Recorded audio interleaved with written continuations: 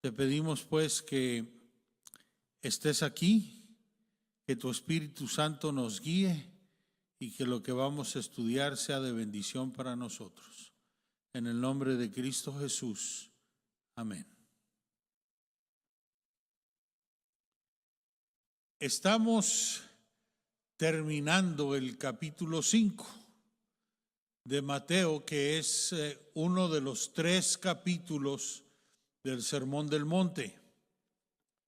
Hoy vamos a estudiar Mateo 5, del 43 al 48.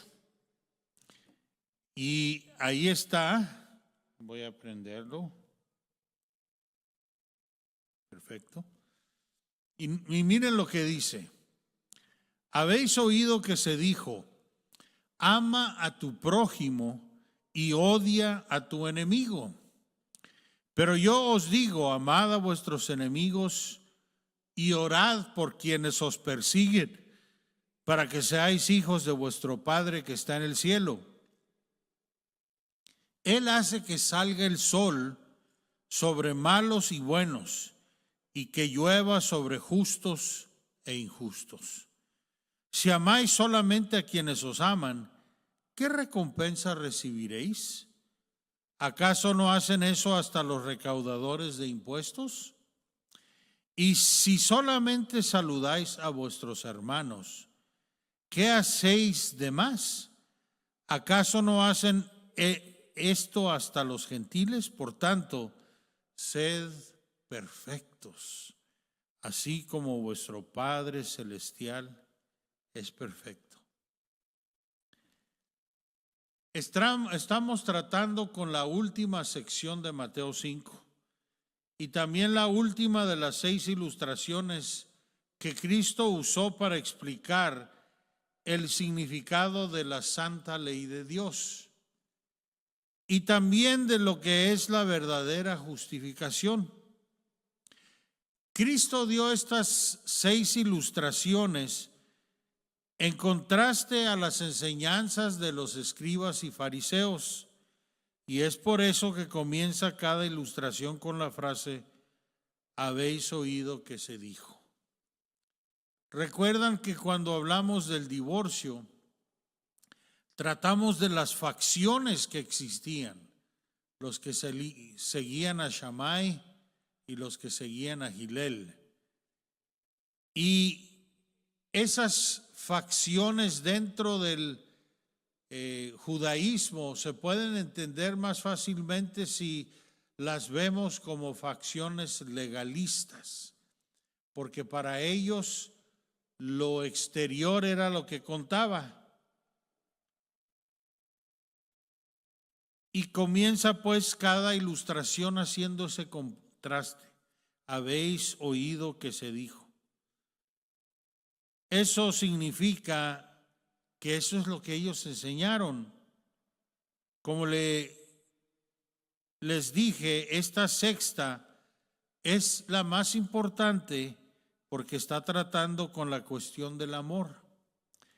El amor es la fundación de la iglesia cristiana. El amor es el fundamento del gobierno de Dios.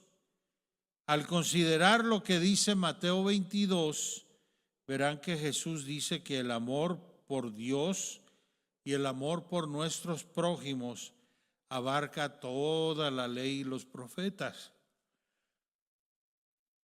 Miren lo que dice Mateo 22, 36 al 40. Maestro, ¿cuál es el mandamiento más importante de la ley? A menudo los escribas y fariseos venían con preguntas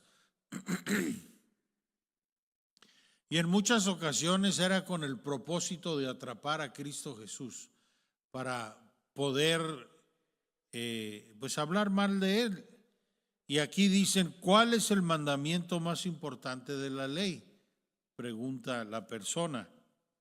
Cristo contesta, ama al Señor tu Dios con todo tu corazón, con todo tu ser y con toda tu mente. Le respondió Jesús, este es el primero y el más importante de los mandamientos.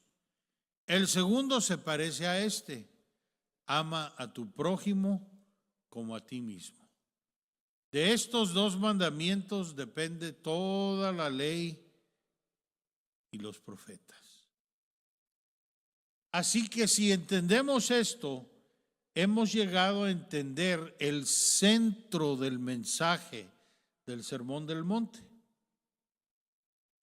En Mateo 5:43, Jesús se estaba refiriendo a lo que les había enseñado y usa la introducción típica. Aquí lo tenemos: habéis oído que se dijo, ama a tu prójimo y odia a tu enemigo. Surge la pregunta inmediatamente: ¿de dónde tomaron y citaron los escribas y fariseos esta declaración para enseñarlas? Las otras 5 son citas del Antiguo Testamento. Veamos rápidamente las otras 5 citas y después le doy la sexta. Luego iremos al versículo 43 y van a ver que hay algo diferente. Primera, verso 21. Habéis oído que se dijo a los antepasados, no mates, y todo el que mate quedará sujeto al juicio del tribunal. Esta es una cita de Éxodo 20, de los 10 mandamientos.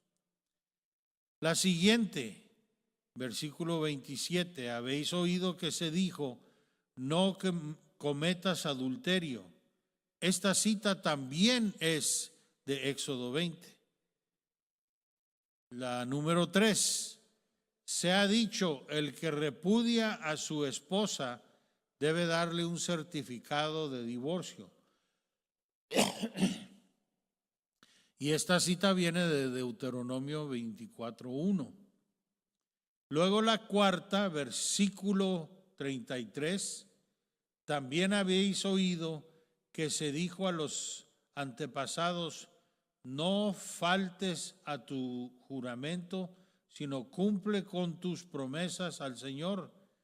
Y esta es una cita de Levítico 19:12. La quinta dice, habéis oído que se dijo ojo por ojo y diente por diente. Esta declaración es citada por lo menos 3 veces en el Antiguo Testamento. Así que les daré las 3, Éxodo 21:24, Levítico 24:20 y Deuteronomio 19:21. Estos 3 textos dicen exactamente lo mismo. Vamos pues a la siguiente. Pero antes de ponerla vamos a ver algo. En cada uno de estos 5 casos, los escribas y fariseos habían pervertido el significado del texto y Cristo lo está corrigiendo. Pero cuando llegamos al versículo 43,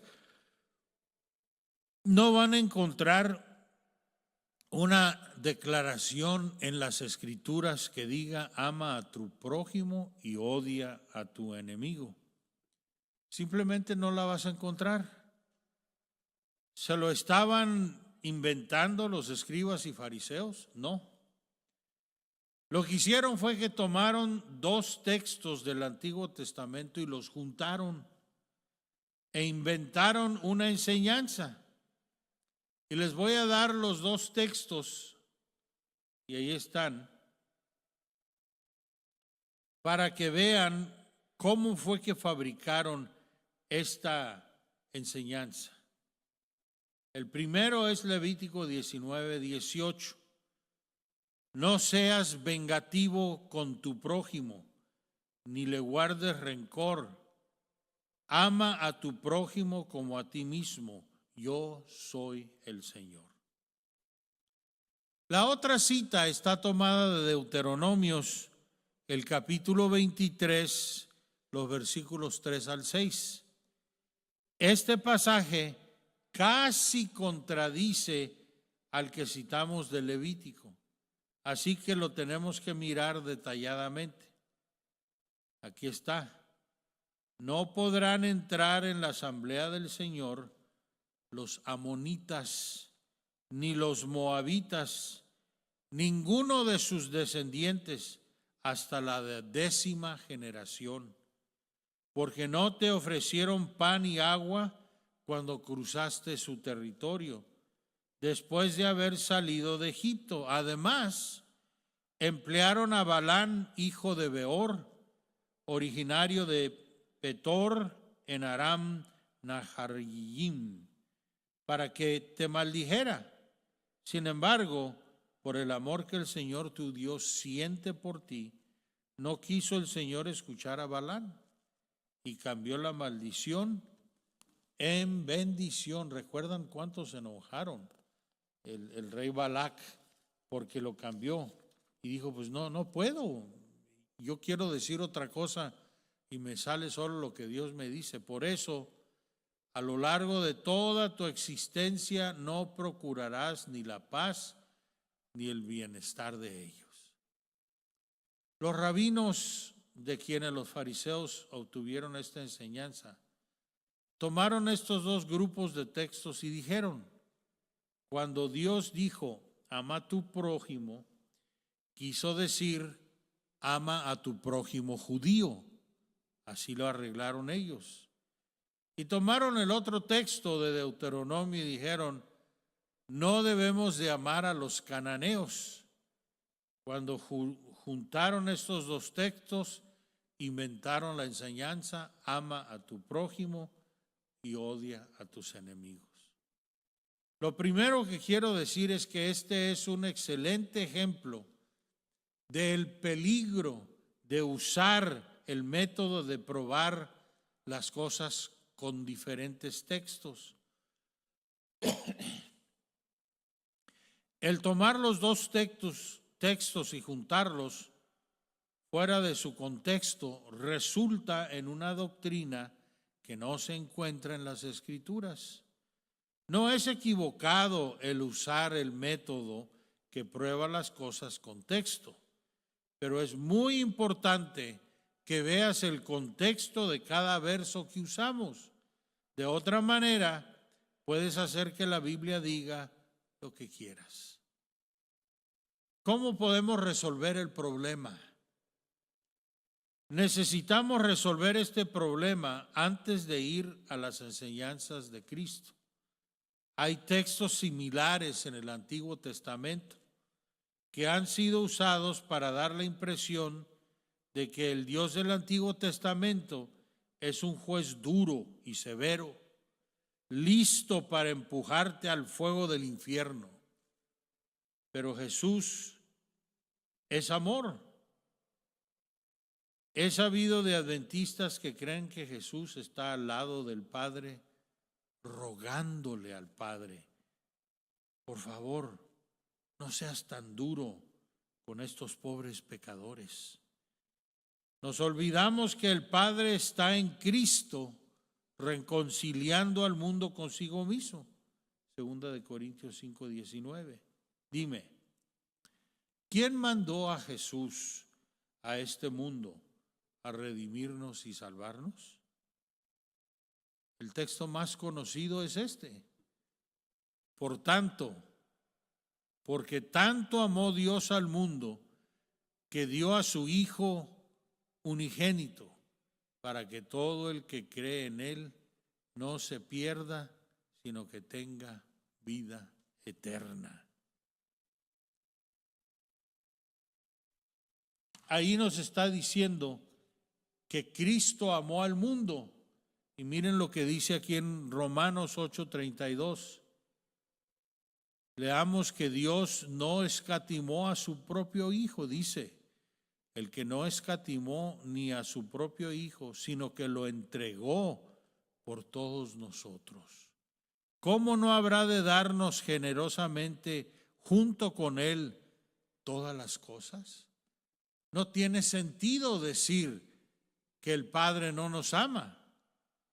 Si cuidadosamente examinas el Antiguo Testamento, van a descubrir que todos estos textos los que están en contra de los amonitas, moabitas, madianitas, son sentencias judiciales de Dios sobre esos pueblos y no algo personal. Déjenme darles un pasaje que va a explicar lo que quiero decir. Vamos a ir a Números 14, 17 al 23. Este es un texto clave. Este es Dios hablándole a Moisés y esto es lo que dice de sí mismo. Ahora, Señor, dejas sentir tu poder. Tú mismo has dicho, y está hablando Moisés ahorita, que eres lento para la ira y grande en amor, y que aunque perdonas la maldad y la rebeldía, jamás dejas impune al culpable, sino que castigas la maldad de los padres en sus hijos, nietos, bisnietos y tataranietos.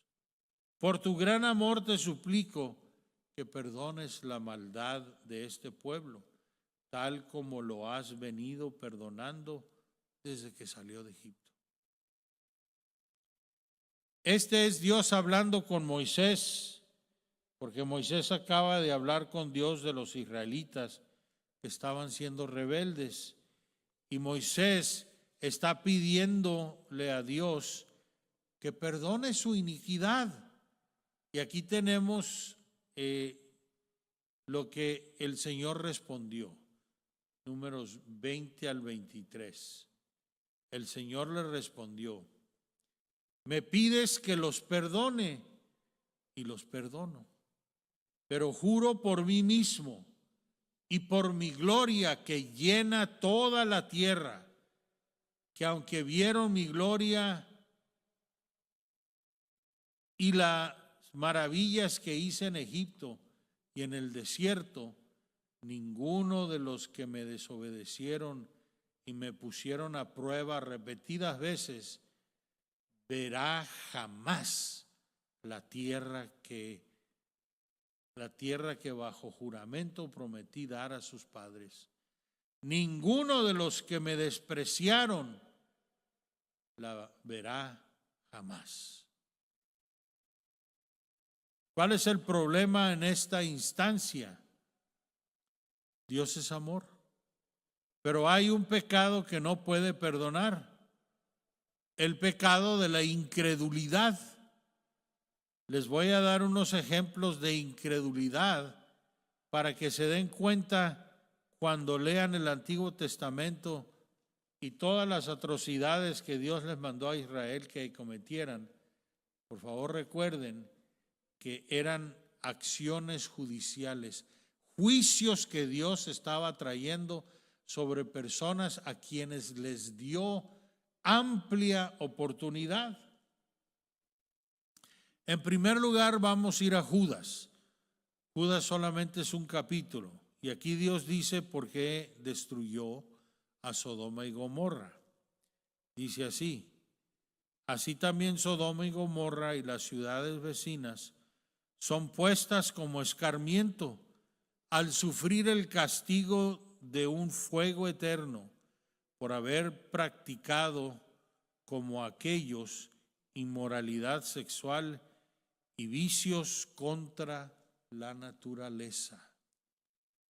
Aquí cuando habla de vicios contra la naturaleza está hablando del homosexualismo y el lesbianismo específicamente y todas esas cosas.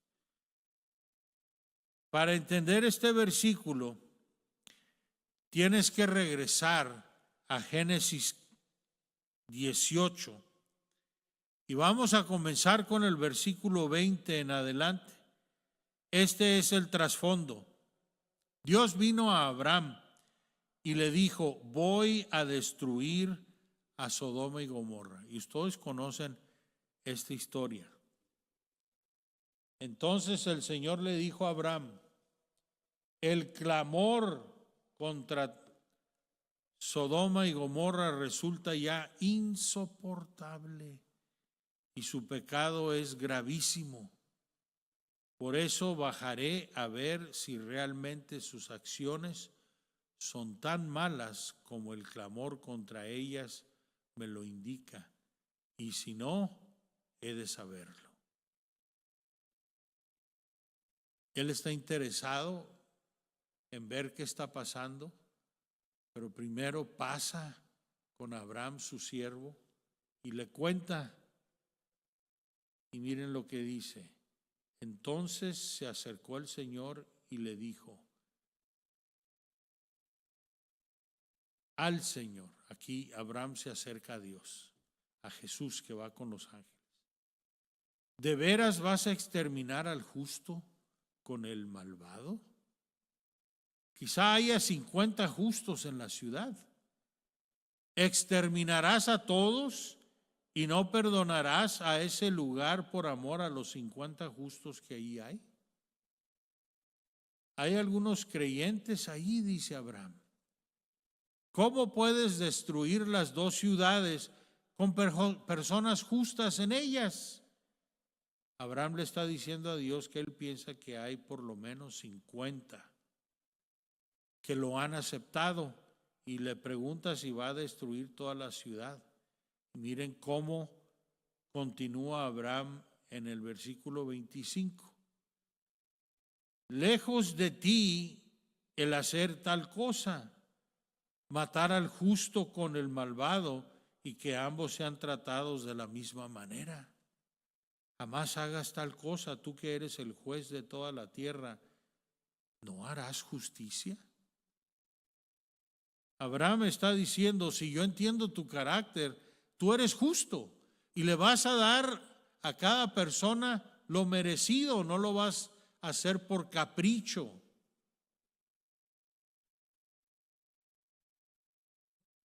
A ustedes nunca les dijeron cuando los castigaron y usted dije, no, usted piensa que estaba injusto, y le reclama a sus padres y le dice, ¿y por qué lo hiciste? Y le contestan, porque se me hinchó el ombligo. En Montemorelos sí se decía, porque pues es la zona naranjera de México y mucha naranja ombligona. Y a los que nacemos allí, y me tocó nacer en Montemorelos, nos dicen ombligones, pero no es cierto. Yo soy panzón, pero no ombligón. Así es que están hablando de lo que esto indica. Y en este texto le dice, no puedes tú hacer eso, vas a quedar mal con las personas. Van en contra de tu carácter. Dios, tú no eres así. Y luego en el verso 26, el Señor le respondió, si encuentro 50 justos en Sodoma, por ellos perdonaré a toda la ciudad. No sé si se acuerdan cuando estudiamos lo de la sal de la tierra y cómo el principio que Dios presenta es que con una poquita de sal ya está bien la comida. Es más, no le pueden poner de más porque entonces no se puede comer. Y esa es la idea del cristiano. No se necesita una gran cantidad de cristianos para cambiar las cosas. Y Dios le está diciendo, mira, no sé qué tan grande era la ciudad, no lo investigué, pero si tan solo 50 personas hay ahí, yo no destruiré la ciudad por amor a ellos. Qué cosa tan más hermosa. Así es que Abraham sabía que Lot, su sobrino, estaba en Sodoma, pero empezó a preguntarse si sus cuentas estaban correctas. Este es el Medio Oriente, ellos siempre regatean. Así que Abraham se pone a regatear con Dios, y miren lo que dicen los siguientes dos versículos. Abraham le dijo, reconozco que he sido muy atrevido al dirigirme a mi Señor. Yo, que apenas soy polvo y ceniza, pero tal vez falten 5 justos para completar los 50. ¿Destruirías toda la ciudad si faltan esos 5? Si encuentro 45 justos, no la destruiré, contestó el Señor. Supón que mis cuentas, le está diciendo Abraham, están incorrectas y solo hay 45. ¿Los destruirás? Y nuevamente Dios accede a su pedido. Así es que Abraham continúa regateando, que si hay 40 o 30 o 20 y llega hasta 10. Es algo hermoso ver cómo Dios está tan interesado en salvar al ser humano. Aprecio a Dios,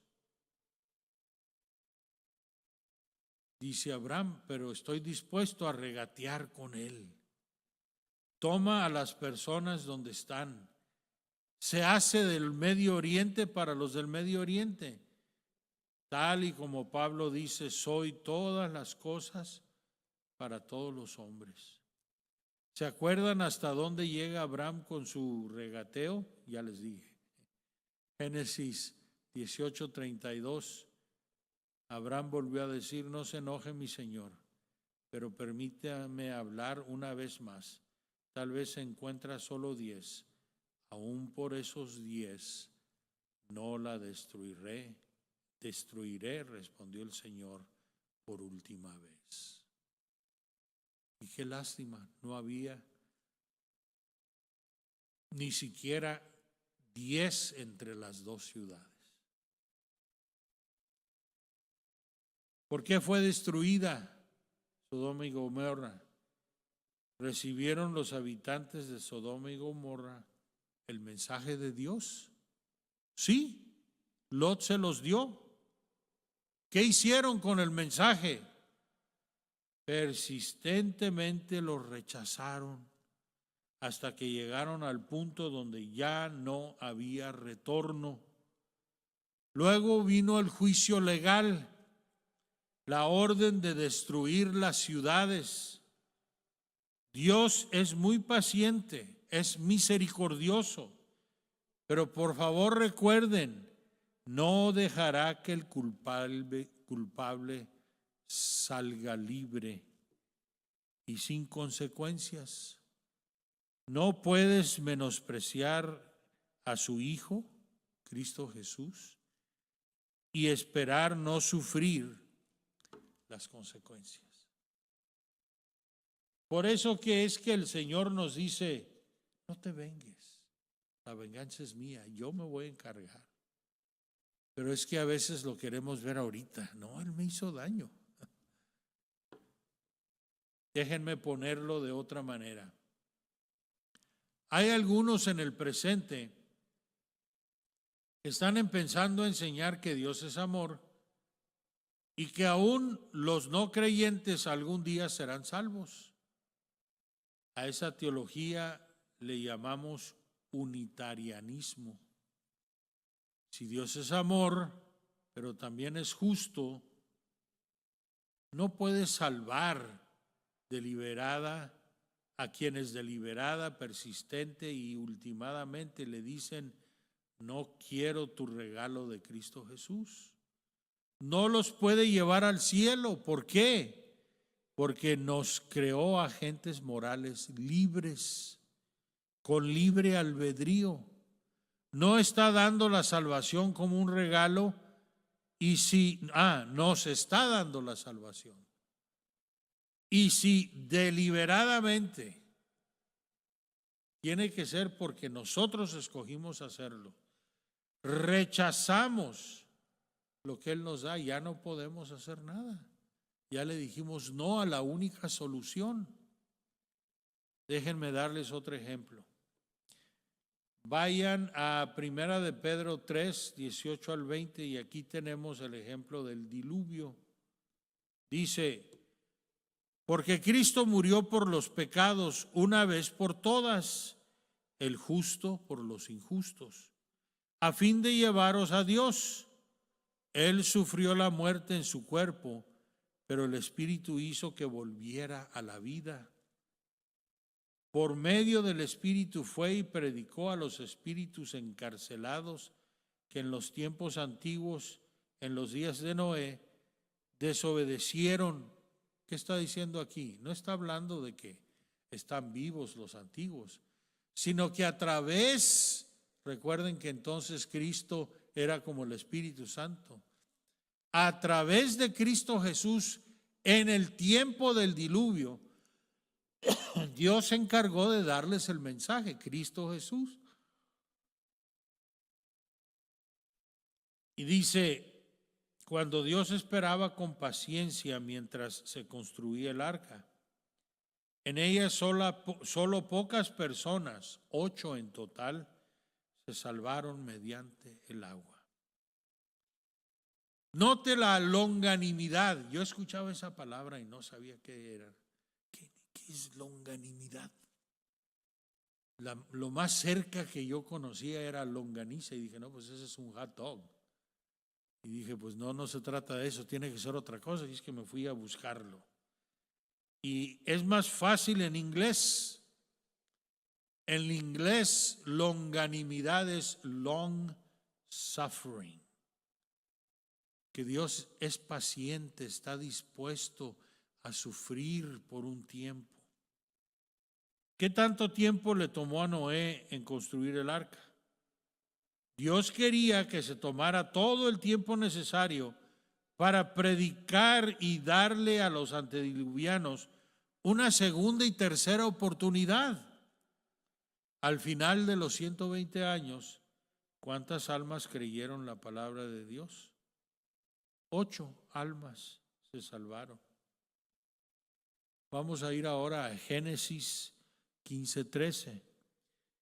Y esto te dará en forma concentrada lo que he estado diciendo. Comencemos con el verso 13. Dios le está hablando a Abraham. Y esto es lo que le dice. El Señor le dijo, debes saber que tus descendientes vivirán como extranjeros en tierra extraña, donde serán esclavizados y maltratados durante 400 años. Dios le dijo a Abraham que le había dado Canaán, pero que por 400 años sus descendientes estarían en Egipto. Dios quería que Abraham fuera testigo del verdadero Dios a los cananeos. Quería que los descendientes de Abraham fueran testigos a los egipcios del verdadero Dios, para que ellos también tuvieran una oportunidad. Y Dios le dio a los cananitas 400 años. Leo en Génesis 15:16, dice, 4 generaciones después, tus descendientes volverán a este lugar, porque antes de eso no habrá llegado al colmo la iniquidad de los amorreos. La palabra amorreo es un término antiguo usado para designar a los cananeos. Dios está diciendo que le va a dar a Canaán 400 años de libertad condicional. Es decir, ellos estaban a prueba.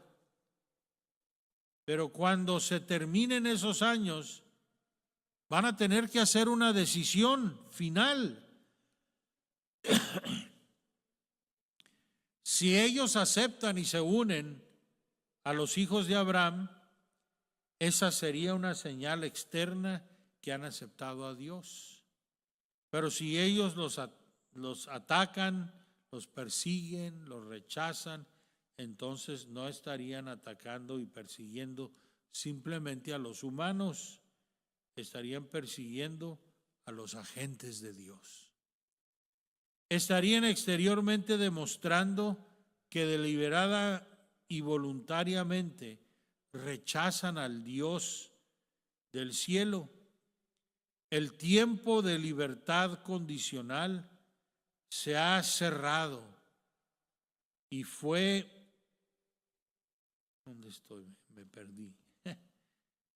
Se ha cerrado y fueron aniquilados cuando se cerró. ¿Por qué? Porque si se les hubiera permitido vivir, hubieran generado su actitud rebelde de incredulidad y lo hubieran pasado a las siguientes generaciones. Y ese es un acto judicial de Dios.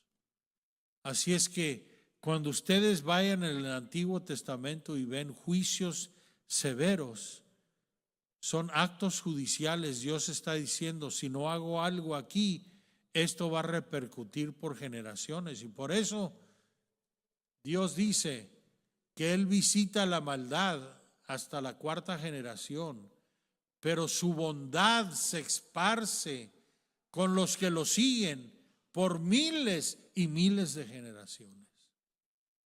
Nos conviene estar en el lado de Dios. Nos conviene recibir de Dios las bendiciones que Él nos ha preparado.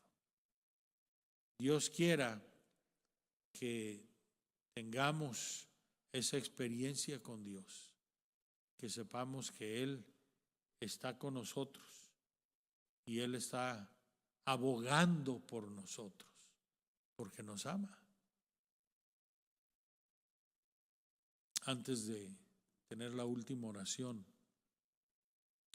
¿hay alguna petición que tengan en esta noche que quieren presentar al Señor?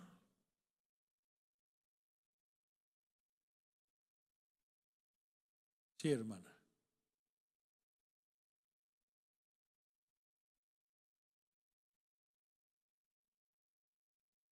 Okay.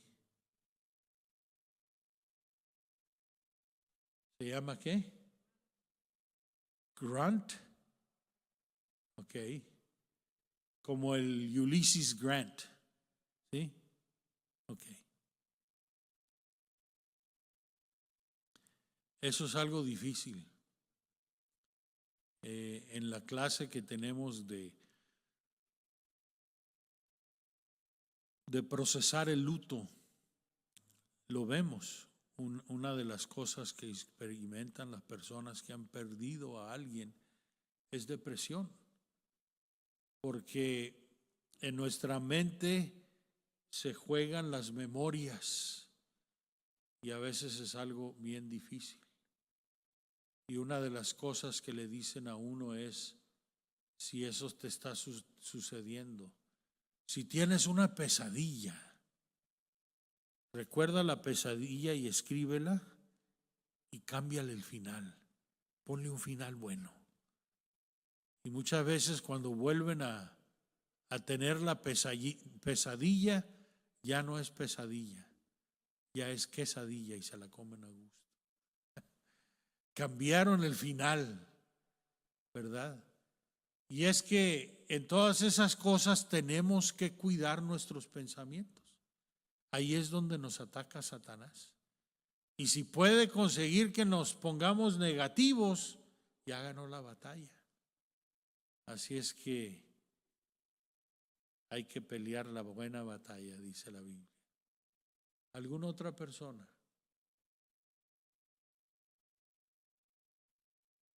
Bueno, vamos a orar entonces. Querido Padre Celestial, te damos gracias porque tú eres paciente con nosotros, trabajas con nosotros, nos perdonas y más que nada quieres que te aceptemos y te sigamos y tú estás dispuesto a seguir proveyendo las respuestas que andamos buscando. Señor, este sábado los jóvenes comienzan su semana de oración aquí en el santuario, porque el ARIC todavía no se ha terminado. Y te pedimos, Señor, que estés con ellos, que los bendigas que ellos reciban de ti lo que están buscando, lo que necesitan. Gracias, Señor, porque sabemos que va a ser un tiempo especial. Y ayúdanos a apoyarlos para que sepan que nos interesa su salvación. Señor, ayúdanos a aprender a amar como tú amas. Y permite que ese amor lo mostremos por nuestros prójimos y también lo mostremos sobre todo por ti. Gracias por el regalo indescriptible que nos has dado a través de tu Hijo Cristo Jesús. Vamos a pasar el resto de la eternidad estudiándolo, la profundidad de lo que hiciste. Bendícenos pues, Señor, y llévanos bien a casa. En el nombre de Cristo Jesús. Amén. Bueno, hermanos, estamos a la mitad. La próxima semana les doy esto completo y vamos a terminar. Ahora lo que hace Cristo Jesús en el Sermón del Monte, se pasa de lo antiguo, de lo que pasó antes y viene a su tiempo y cómo está afectando a los judíos. Y eso es lo que vamos a ver el próximo miércoles, Dios mediante. Señor los bendiga.